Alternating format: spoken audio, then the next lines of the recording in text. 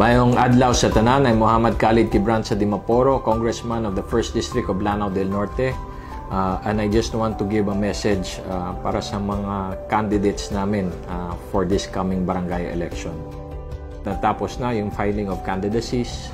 Nakita na namin sino yung mga interested candidates in vying for the most basic but also most important position throughout the land, and that's our barangay captains, barangay kagawads, and SK leaders.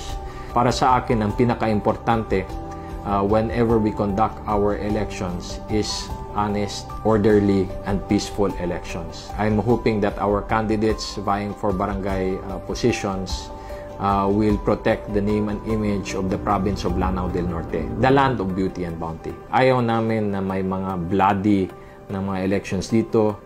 Ayaw namin na may barilan o suntukan o other forms of violence just to get position.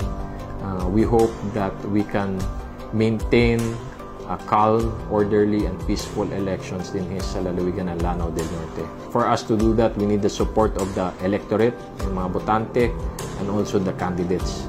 I'm hoping that the COMELEC, the PNP, and the DepEd can do their utmost best duties so that when we complete the barangay elections, we can stand proud here sa Region 10 na kami sa lalawigan ng Lanao del Norte, we had a very calm, clean, and orderly elections.